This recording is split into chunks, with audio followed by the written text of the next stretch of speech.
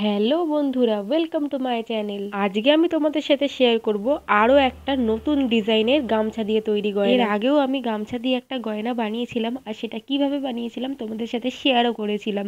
আজকে আমি আরও একটা নতুন ডিজাইনের গামছা দিয়ে গয়না বানাচ্ছি। তো চলো এটা কি করে বানিয়েছি তোমাদের সাথে শেয়ার করি। দেখতেই পেলে ডিজাইনটা কিন্তু খুব সুন্দর, একটা ফুলের মতো ডিজাইন হয়েছে। তো এই গয়নাটা বানানোর জন্য প্রথমেই আমি গামছা থেকে চৌকো করে 5টা টুকরো কেটে নিয়েছিলাম, আর 5টা টুকরোকে একসাথে রেখে প্রথম টুকরোটার ওপর আমি পেন দিয়ে একটা গোল এঁকে নিয়েছিলাম।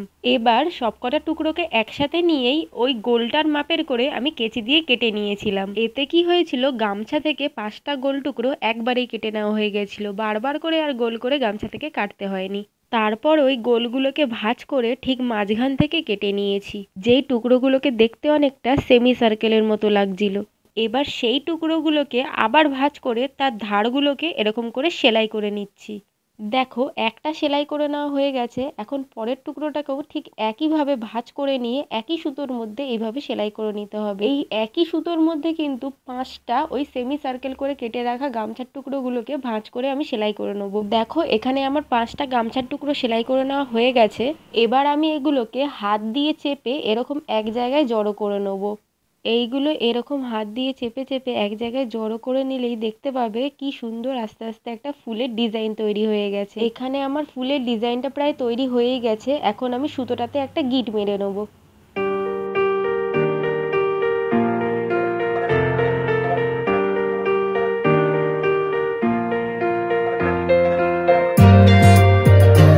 আর এই দেখো, ফুলটাকে দেখতে কি সুন্দর কিউট লাগছে, তাই না?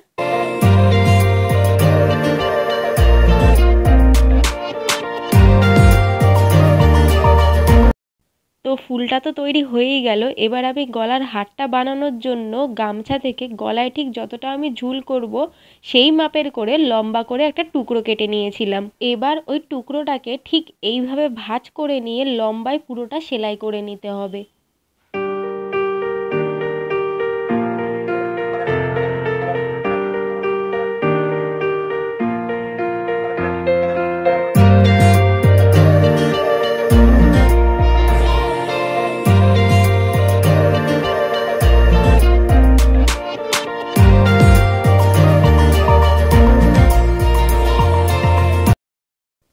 এই দেখো, পুরোটা সেলাই করে নেওয়া হয়ে গেছে। এবার এটাকে ভাঁজ করে নিয়ে ঠিক মাঝ বরাবর যেই ফুলটা বানিয়েছিলাম সেই ফুলটাকে সেলাই করে নিচ্ছি।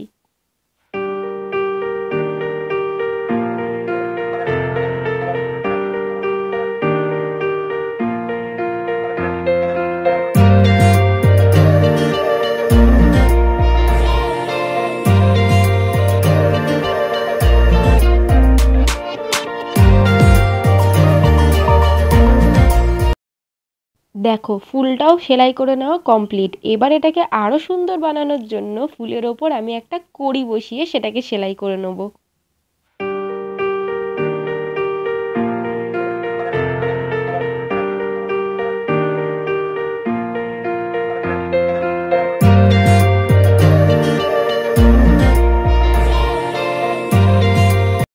এরপর হাড়ের এই 2 সাইডেও আমি কয়েকটা কড়ি বসিয়ে সেলাই করে নিচ্ছি।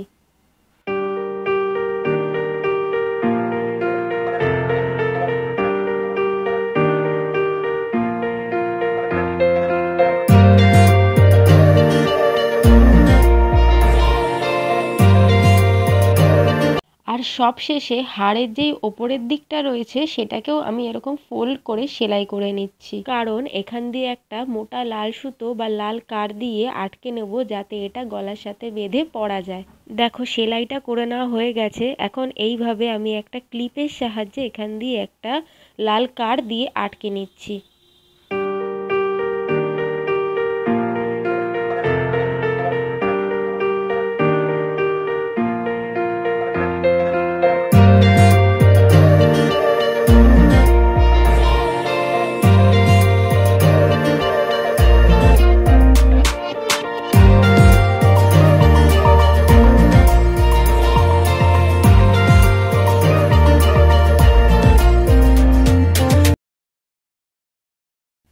আর এই দেখো, আমার গলার হার বানানো একদম কমপ্লিট।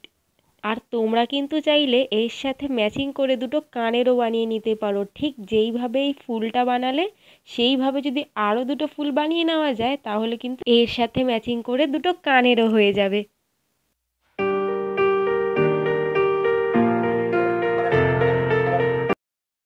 তো চলো এবার আমি এটা পরে কেমন লাগছে সেটাও একটু দেখে নিই। তো দেখতেই পাচ্ছ কত সুন্দর লাগছে, আর এটা যদি কোনো শাড়ির সাথে পরা হয় তাহলে কিন্তু আরও ভালো লাগবে। তো তোমাদের এই গয়নাটা কেমন লাগলো সেটা কিন্তু অবশ্যই জানিও।